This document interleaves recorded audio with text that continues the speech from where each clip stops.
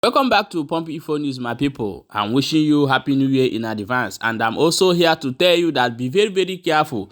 This video you are going to watch is going to teach you a lot of things. That you see that this government, they don't have any interest to protect you, so you must protect yourself come this 2025. As they watch this video, make sure say they share them so that other people could get the information and know how they go for the area. I won't play you the video. Please share. And don't forget to subscribe to our YouTube channel. Very important. I don't want to talk a lot of things for inside this video because now a lesson give to everyone. They say that the governor of Anambra State, Soludo, they don't finally expose them. As they watch the video, maybe they share because people must light hear. Of freedom. Amen. Light of freedom. Amen. Oh, light of freedom. Amen. Yes. Light of what I know is that Father Nelson must be released now. He must be released now. Amen. In the mighty name of Jesus Christ. Amen. Amen. Only one on the government directed to me. I use my own arsenals. You see, all the way from another government. When the situation became horrible, I had to leave outside my state to another state. Can you imagine? Now another governor has to give me his what? Expert tracker, and they were tracked. Send them all the information. So forward along there. Say I never handle near the situation. Never know so near location never handle. Or sit down. Can you fetch a man? Say not to be fetch a man. Let's move in immediately. Or see no na father banofia. And see it's again. And see okay wait. Joa fam security adoration. When say officer, I will lead this operation. Or say what? And see yes. I will open no John Atunu. Father Monso will lead the operation. I call that fam because the situation about track here with her. Now go and call the head of the vigilante. Since the police cannot do anything. Since the state security cannot do anything. We are left with no option than to save ourselves. Or say, hey, Father, okay, near where he saw that I was determined. I've already told on a money and on Abona, Pakua, or Gogo. Or munition Abona, on young man, when ye more age, I may have put you right into you were Banebawa. Yes, let me go and rescue my brother priest. Since the government cannot rescue him. Okay. Father, don't worry. If a man but you know, in a situation they lack fund. I do well move. I do we mobilize the people. Send the Kwame, how you mobilize the fund 1 million. Security Anambra.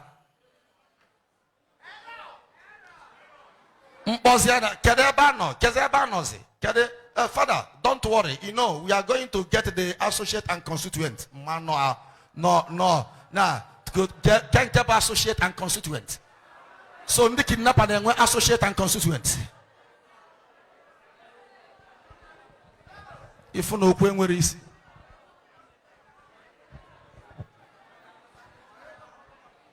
One week here was tough. I'm not going to say to I'm not alone. So that is the society in which we are.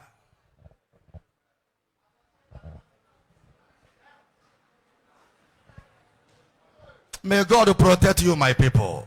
Amen. May Holy Ghost protect you, my people. Amen. It shall be well with you. Amen. I cover your family with the precious blood of Jesus. Blood of Jesus Christ. Father, we know how many days in Imofia. Now, these people, they are not even clever.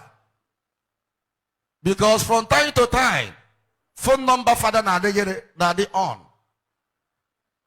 From time to time.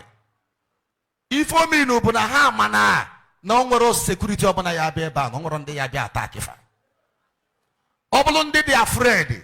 They will not go. How will you phone now? Again, atufu hammer call a change in card. Again, can we know piano? What be tied on? You kidnap on my phone to get even. I used to get a bar, so get Even Anambra State in Ejeba, outside the state, rescue people. Mandeji na Kogi, Mandeji na Enugu. Nakanju Willie, Kado Traka is a track is in the machine, age a track is in the kidnappers, my fan child de Beni.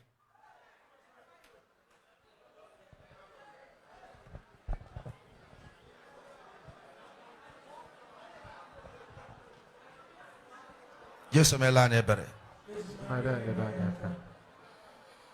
Nyaka Haji feel you are less concerned. Phone with the on, in how am I going in that track? You go to Amanina Magade, Nina a track her, but no skin pain. Are you never be away? I'm waiting for you. Can you imagine? Yes, Melanie Berry. Our society is perverse. Evil are thriving on daily basis.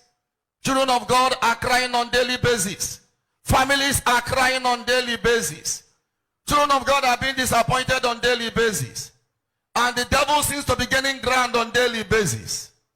In the olden days, if you're an armed robber, if you see a reverend father, you do what? You run away. Or you will tell father, Father, please bless me. Even if you rob a reverend father by mistake, you will return what you appropriated. But nowadays, even reverend fathers are the what? Are the target. You see, such situation when government cannot protect you. Let me tell everybody here, you are on your own. Don't think that this government will protect you when you enter into trouble. That's why you have to be a prayer warrior. Our society is in trouble. There is danger, my people. But I want to tell you, in Christ Jesus, you are a conqueror.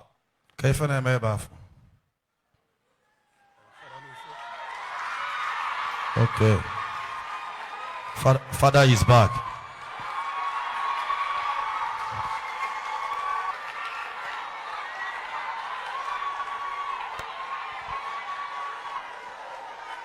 Amen. To God be the glory.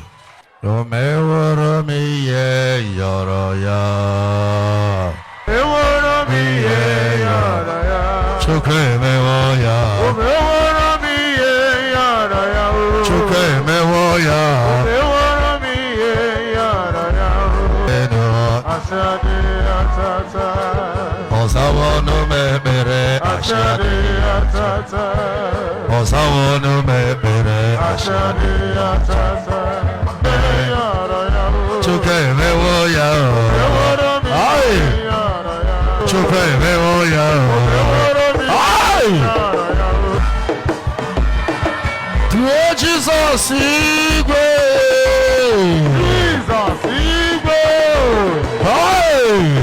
since last week, Kafana ni ife no maybe ni mafia thick forest. Eku mokuya tata. Eku mokuya. Iso kunande kidnap. You see, Grace if ada potamegene bolo madonabo. Allah baba karaboshe. Hey. Jesus melane bere. Obro believe our God is a miracle worker. Agwa mono na ndi anyị na ha na-eme bụ gịnị animal. Akoloma akiko ogan na chi bido this message. Mgbe mbụ ka ya bụ ndị ori na-ezu fada your father apology. Keta azebo ebukwele fada chọrọ ịma. Si ka no we no na mgbayale. Onye no onye na bishop no na ekpele. Chineke goziba bishop. Ay, fada no so bishop afoka anyị n'anya. Ofoka anyị n'anya. Father Prudentus Aro. Father Sankara, Father onye ọbụna. Ọpa ka o jepu ebe ni je gbata fuel. Ndị kidnapper tụọ. Amen. Since ya agwa m unu onye ọbụla ma egene onye ọbụla sọfọ onwe ya ịbanyekwa na nsogbu na-eme expect na gọọmenti ya nzọpụta, you are wasting your time. Ka nna agwa unu ife a ekene m ụmụ chukwu niile amara ịmara ike adịrọ fada ikwu okwu etu ife ya ka bụ ife eji ekechi ya anya. throughout ekechiri anya. Even na chi gwa unu na nsogbu dị n'obodo. Country enwe government, state enwe government. Amen. Amokatakuzie potakuzie credit kumego millions. Security paraphernalias. Ya ne credit mande nkewa si no marshal nkewa 1 million pia credit eli na ayejuwe amokataza simba iveli ibu ofu eme ka echo bande na achu anyi.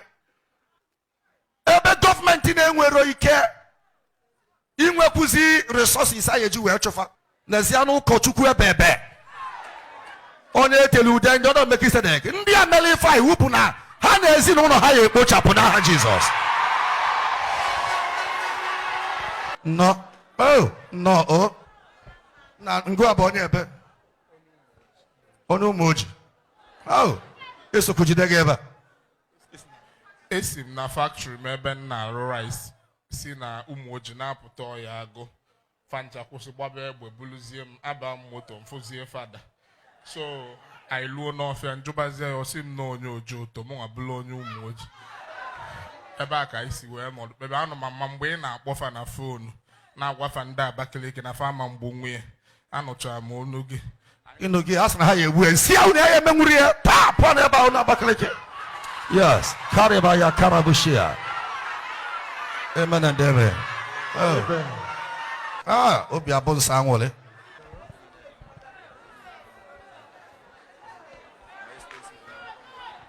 Jesu Kristi meela anyị ebere. Welcome back, my wonderful people. Still there for Pump Info News. As you watch that video, may quickly share Happy New Year in advance.